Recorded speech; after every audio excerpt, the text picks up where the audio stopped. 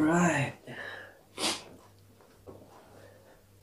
So what's up mga tol? So my name is Biyahe ni Gandoy and this is Biyahe ni Gandoy Product Review. Let's go!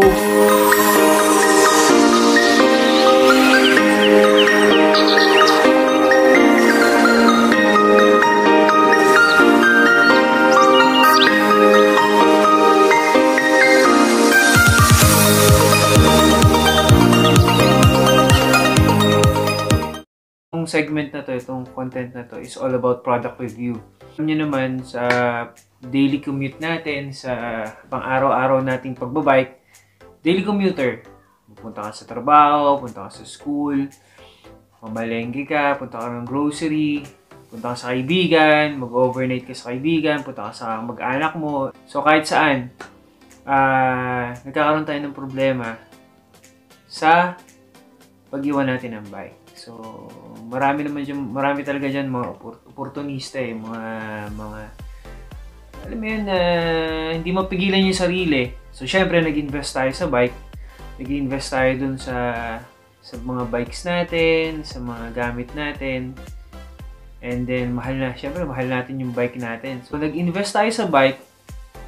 Syempre, mag-invest din tayo sa bike lock. Re-review natin ngayon is all about bike locks. Pumunta sa binili nating bike lock, pumunta muna tayo kung ano muna yung Sold Secure. So, yung Sold Secure guys, dito sa UK, isa siyang third party company na ginagawa niya, tinetest niya lahat ng mga iba't ibang klase ng bike locks. Lahat ng in terms, hindi lang bike lock, sa mga security, mga pang-security dito sa mga gamit. Mga pinto, mga security, everything, mga ganun. Check sila yung nagre-rate nun. Maraming klase yun. Merong diamond, gold, silver, and bronze. Pag sa bronze, start siya dun sa pinaka, alam mo yun, hindi naman sa mahina. Pero alam mo na kung yung magnanakaw, kukunin yung bike mo at di-destroy yung bike lock. Alam mo yung mahirapan lang siya ng konti. Pero hindi siya ganun ka-secure.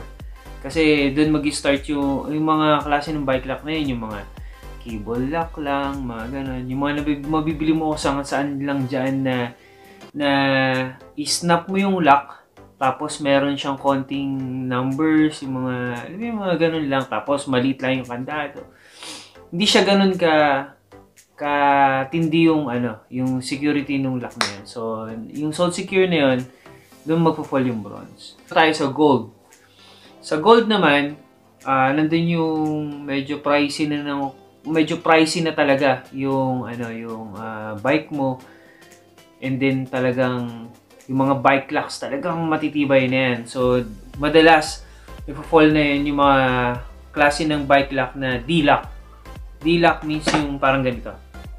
Yan, yung parang ganyan. D-lock ang tawag dito. So, yung pinakabit dun sa ano.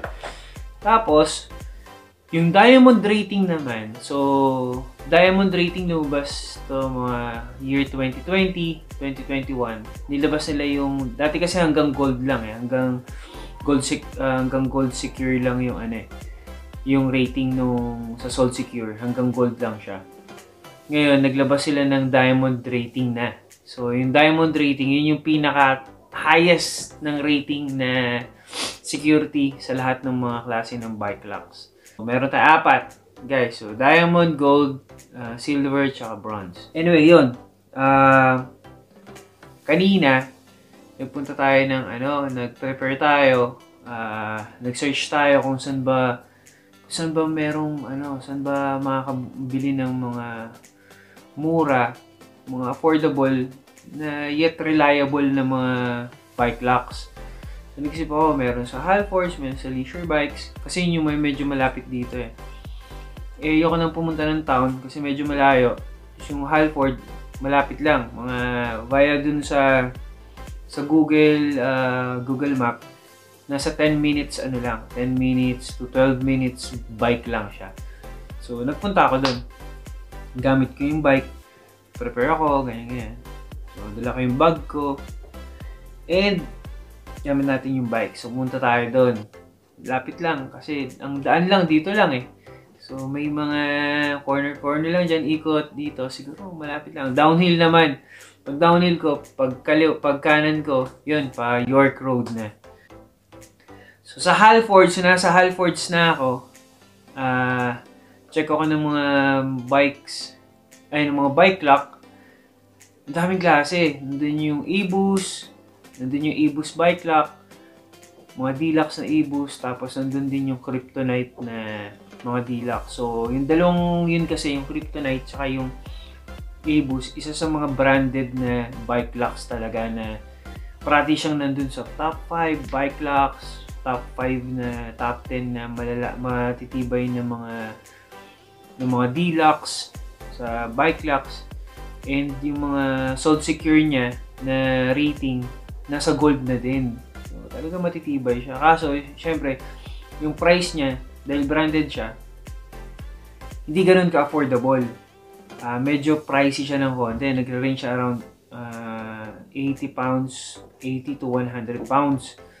Grabe, sobrang mahal nun para sa bike lock. So, yun. So, kaka-check. Nakita natin tong Halfords Advance D-Lock ng Halfords. So, meron siyang, kaya ako siya napili, guys, kasi unang-una sa rating. Una ko tinignan dyan yung Sold Secure na rating niya. Sabi ko nga sa inyo kanina, sa mga unang ratings kasi, nandun pa lang sila sa gold. So, recently lang sila naglabas ng Diamond Sold Secure rating. Yung mga branded na deluxe na lumalabas sa market, yung mga kilala talaga, yung mga branded talaga magaganda is yung e-boost, yung hip-lock, yung kryptonite. Eh guys, ang mahal nun, nasa 100 yun. Pero, syempre, titignan mo pa rin kung ano yung sold secure niya, yung rating niya. Kung gaano siya katibay, kung gaano siya kaganda. Nandun sila sa gold, nasa silver, pero mamahal niya. Ito, tong Halfords Advance na D-Lock, eh nasa 60 pounds lang siya. Ito nga 50 pounds lang eh. Bumili lang ako ng 210 extension cable kasi kailangan ko to pang wrap around nung... Mamaya papakita ko paano gagamitin tong extension cable. Pero to 50 pounds lang. Yung cell secure niya is diamond na. Diamond rating siya. Tapos 10 out of 10 yung rating niya. Diba? Sobrang solid. Sobrang ganda. Hindi siya ganun ka-branded. Hindi siya ganun kakilala. Pero syempre, ang titignan ko dito, parate, yung cell secure niya. Diamond rating na to. At the same time, pag tinignan mo yung key features niya, maganda. Unang-una, yung 14mm na bar diameter. Ito guys, itong bar diameter na to is 14mm na. Hindi na to kayang putulin ng mga malalaking bolt cutter. Ito, hindi na kayang putulin to. Gagamitan mo na to ng mga yung cutting disc. Yun. Ito na gagamitin mo na dito. Tapos, quadruple locking mechanism. Quadruple locking mechanism, makikita mo lang to sa Forget About It na Kryptonite New York. Doon mo lang siya makikita. Pero yung mga Kryptonite na mga nasa 80 pounds, mga ganon, yung mga Mini 7, mga ganon nila, eh dual locking mechanism lang yun. Tapos ang presyo ng mga nasa 85, 90 pounds yun. Eh, eto quadruple na. Yung ka-match niya, yung ka-side by side niya sa quadruple locking mechanism, nasa 190 pounds, 170 pounds. Diba? Ito 50 pounds lang. Solid din to. Solid oh. Yung bar niya. So, solid na bakal sa loob.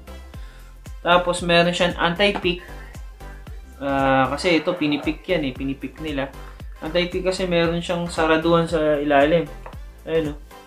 So, mapapasok mo lang yung mismong susi dyan. Pero yung ipipick mo siyang ganon, hindi. Hindi mo siya mapapasukan ng kahit anong aspili or what. Ganon sa loob. Tapos, meron siyang replacement key service. Yan, punta lang kayo sa Halfords. Kung nawala yung mga susi nyo, punta lang kayo sa Halfords. Tapos, lifetime guarantee. Sorry, pag defective yung itong ano nyo, itong D-lock nyo, pwede mo siyang ibalik sa Halfords, papalitan na ng bago. So, kaya ako siya binili. Tapos, bumili rin ako ng 210 cm na extension cable. So, amounting to 10 pounds. So, this one is 50. And, ito is 10 pounds. So, all in all, 60 pounds lang siya. Yun, grabe. Sobrang solid. And guys, what's up? So, ito, na-set up ko na yung ating bike lock natin. Yung ating Halfords Advanced D-Lock dito sa bike natin. So, ang ginawa ko, nilagay ko siya rito sa front. Kasi kanina, nilagay ko siya dito. Nakagaganyan din halos yung setup niya. Kaso, pag magpipidal ako, tumatama dito. So, nilagay ko na lang sa front. Tapos, nilagyan ko lang siya ng extra na alam mo yung harness. Ito, galing to sa mga GoPro ko. Kasi ito lang siya. Ganyan na siya. Yan. Tapos, ito yung extension cable natin. So, ito yung ating D-lock. Nilagyan ko lang siya ng ganito. Ating medical grade na plaster na tape. Kasi yun, pinanglagay ko rito kasi rubber siya. Tapos yun, nilagay ko siya rito. Tapos nilagyan ko siya ng extra rubber galing sa GoPro. Tapos yun, niligpitan lang natin yung itong dalawang to para sumikip. Tapos ito na yung ano niya. Yung kabitan niya ng D-lock. So yun. Sangganyan mo lang siya. So diba, secure na. Tapos pindutin mo lang dito. Quick release. Tanggal na siya. Tapos, pagka ikakabit lang, pagbabalik natin, liligpitin natin siya. Lalagay ko lang ito dito. Tapos siya ako siya kakabit.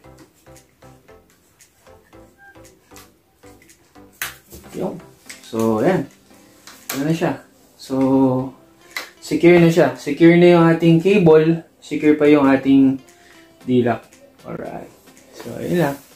Ayos! So, try natin i-lock naman. So, kunwari, merong pole dito na kakabitan natin ng D-lock natin. Papakita ko naman sa inyo kung paano natin siya ilalock properly sa isang post. Okay? Let's go! First step sa paglalak ng bike, so gagawin natin is syempre, open muna natin to, yung ating bike lock, ating D-lock. Dali lang naman siya open, isang ganun lang, bukas na siya. So ito yung papasok dun sa pole, guys. So, ganyan. Pwede rin ganyan.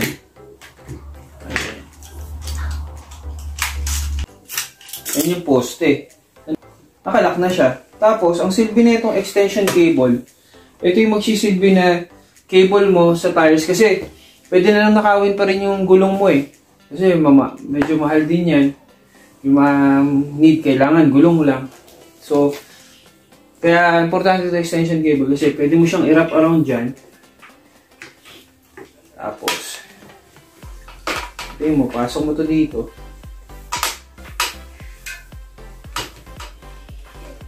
Ganyan. Tapos, pasok mo pa dito sa ano. Ito, kasi mahal to. Mahal yung seat post. Yan, pasok mo dyan. Tapos, pasok mo ulit dito sa gulong mo dito sa kabila. Tapos, tsaka mo siya ipasok dito sa D-lock natin.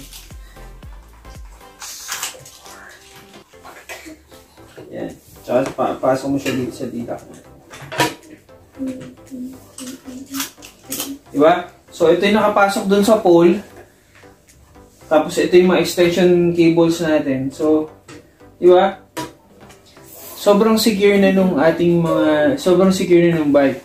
From dun sa front and rear na gulong, kasama pa yung seat post.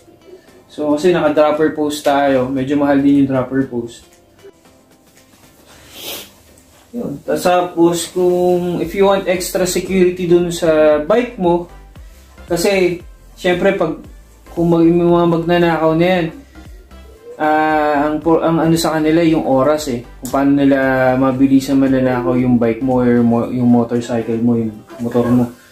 So, mas maganda, hindi pa rin tayo magre-rely sa isang ano lang, sa isang bike lock lang.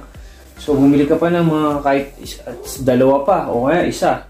Kung gaano ka katagal kung gaano mo katagal iiwanan yung bike mo, gaano mo pagbibigyan halaga na magdagdag pa ng bike lock.